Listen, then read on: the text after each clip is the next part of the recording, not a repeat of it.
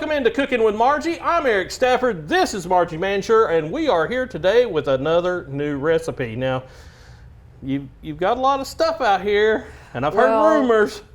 We're gonna make pancakes out of vegetables. How does that sound?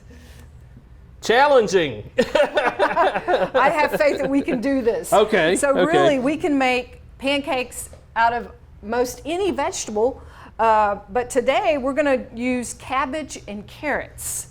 So I'm gonna let you be the batter man and get together our batter. All right. We have 2 eggs here, so if you'll just Beat them eggs. whip those up. I have got a clove of garlic that I'm gonna work on. Now see, most guys would stop right here and then just say, we're having eggs. We're having eggs. You gotta have some veg because you want to be powerful. Yeah, you gotta have your like Popeye, right? Yeah, that's it. That's it. The real man. A real man. A man who can rip the lid off of a can. There you go. So we're gonna put 3.5 cups of grated vegetables into our eggs. So I've already got this. I've got the cabbage grated. So we're ready to go ahead and do that? Yep, you can go ahead and put those in there. And if you were gonna, let's say you had a bumper crop of zucchini or other yellow squash, like some people might be experiencing right now. Yeah. Especially those big zucchinis, they're kind of a weird texture. So you could pulse those in your food processor and to shred, which would be pretty easy. Then you could just add a little bit of salt to that and put it in a colander, right? Because it's kind of a wet vegetable. Yeah. So it's not going to stay together as well as a drier vegetable. It's got just too much moisture. So then you just kind of push that down, push your squash down in the colander to get the water drained out of that. Oh, okay. So that might be a common one that a person could make a pancake out of this time of year. Squash season. I can smell that garlic. Yeehaw. Oh yeah. Are these Italian pancakes? Well, we could call them whatever we want. The zucchini would probably be better for Italian. So I've got 1 minced clove of garlic. Okay. Okay, I'll put that in. Excuse me. I'm getting away from the knife. We don't want any hazards. No hazards, no work hazards. So I've already taken 2 green onions or scallions. I went ahead and just cut those up, sliced them. So why don't you put that in there? Okay. You can put any kind of herb that you want. I mean, you could just use dried herbs. I'm going to use, since basil's coming up everywhere, why not use the basil? There you go, popping up basil. It's just so nice and fresh. Love that fresh herb. So I'm gonna cut up 1 tablespoon or so. If you're gonna use dried, remember it's always 1 teaspoon or in lieu of a tablespoon. So it's 1/3 the amount of dry as you would use of the fresh. Because it's more concentrated, I guess. It's more concentrated. Of course, if you've had that dried herb around a long time, it might take a little bit more. Yeah, it might have lost some flavor. I found some pretty old dried herbs in my cupboard. What about you? Yeah, oh yeah. There's some that's frighteningly old, I think. Been in there for 10 years or so. Yeah. I have my favorites. And then the other ones are just like, got to get old. I think that happens to everybody. Yeah. I'm always buying garlic and garlic powder and stuff like that. But yeah, you gotta have the garlic. You gotta have garlic. All right, so we need a 1/2 teaspoon of salt. Okay. I've got that measuring device there. Okay. And also some pepper. How much pepper? About the same. I've got the little grinder. Okay. I like that. I'll grind while you measure. So it's kind of hard to grind into a spoon. But we can try. We can try. It goes all over the place. Oh, I'm just like, I was just looking to see. See, yeah, it's coming on out, isn't it? Yeah, it is coming out. Nice. I like the fresh ground pepper. I like that. Oh, yeah. Got more bite. Yes. Lots more flavor. All right, I'm gonna go and put my basil in here. Basil, You could use parsley, sage, thyme. anything Anything like that. Anything that Simon and Garfunkel sing about. So to hold this together, we're going to use some flour. Oh, okay. So I'm going to start with a 1/4 cup. What does that look like? What does that look like? Yeah, put a 1/4 cup of flour in there. Keep stirring. Keep stirring, man.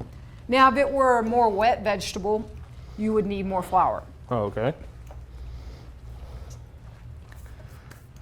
The goal is to kind of see if it'll hold together. Oh, to get something that'll easily make a pancake. Yes, yes. That's looking pretty good. I think maybe just a little bit. A little more flour. A little bit more flour. Yeah. See how that goes. Now, I've had people ask me, well, what if I am gluten intolerant or have celiac disease? You You say don't want to leave. use. Leave. No, Just I'd get say out of here. you could use some other type of flour, maybe a chickpea flour. Oh, Have you heard okay. of that? That would probably bind it together. The goal is just to bind that together.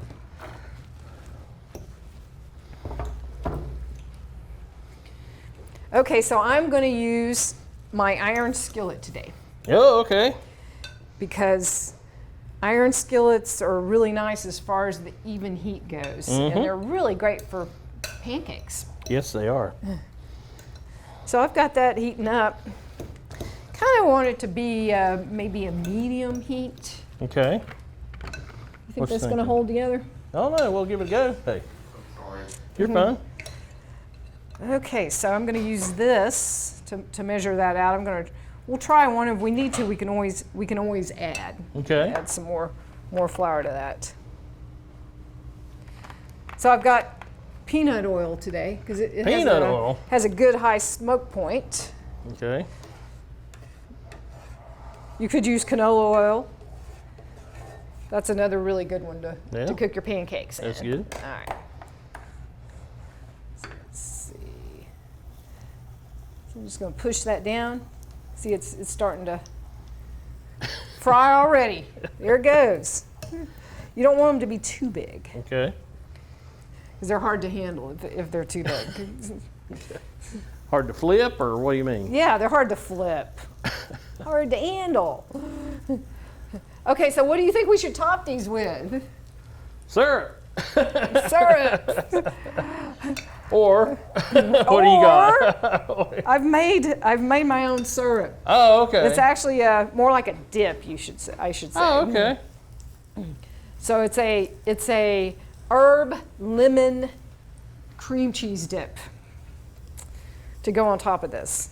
Doesn't that sound good? Sounds good. All right. So it's just sizzling away. Yeah, there. Hopefully they'll stick together. So for our dip, I've already pulled this together. Aha. So it's a green dip. It kind of looks Yeah. like green goddess, right? Yeah, it does. So what I used for that is mint. It's just got so many great herbs in it. Yeah. Mint, parsley, chives, and basil. And I used a lime, all of the zest of the lime, Oh, okay. and also some of the juice, salt and pepper, and then just put that all in the food processor, along with some cream cheese, some mayonnaise, and a little bit of yogurt. Okay. So we'll see what you think of that. All right. So that is looking golden. Yeah.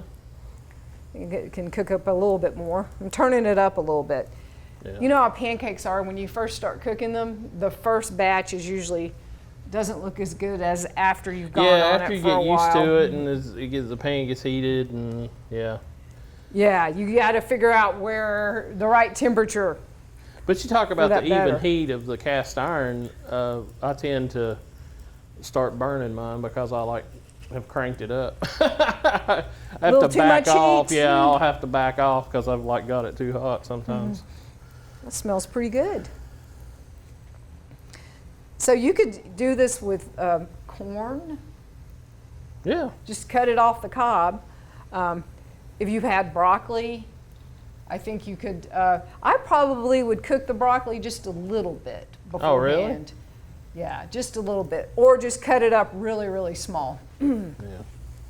Maybe just microwave that broccoli a little bit in a Corningware dish. Yeah, that's staying together. Yeah. Yeah. Sizzling. Sizzling. So you could put any type of topping on this. You wouldn't necessarily have to make my herb dip. Yeah. Let's see, so that is a cup and a half of parsley for 8 ounces of the cream cheese. Oh, okay. So, and a cup of mint leaves and a half a cup of basil leaves. So really it's like eating a vegetable. You get that in the dip as well. And it adds so much flavor. They are getting golden brown. They are. So we'll see what you think of this.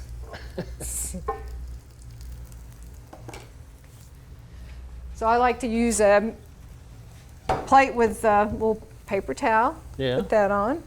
Get that excess oil. Yep. You don't want it to, and it's really good to just serve it right away. Yeah. So if you have any vegetables in your refrigerator that don't look that appealing, you know how that is sometimes. You look in there and you're like, oh, what am I going to do with these vegetables? This is a really good way to process them. Yeah. Because everybody loves a good pancake. That's it. All right. Let's see what that one looks like. Oh, it's very colorful. Sure. Yeah, it's got a nice color. Put a little dip on there. But don't you? See how that looks? Yeah. It's even more colorful. Yeah. Okay, Eric, I'm gonna let you try this. You're always my taster. I'm looking for a fork. It looks beautiful. And you can even eat them with your hands. It's a little hot though. Yeah, I was thinking of that. That's the problem. I was thinking that was a possibility. Mm-hmm.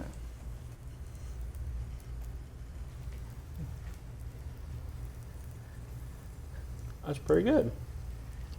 I like that. It's flavorful, isn't it? It's very flavorful. The dip especially is very flavorful.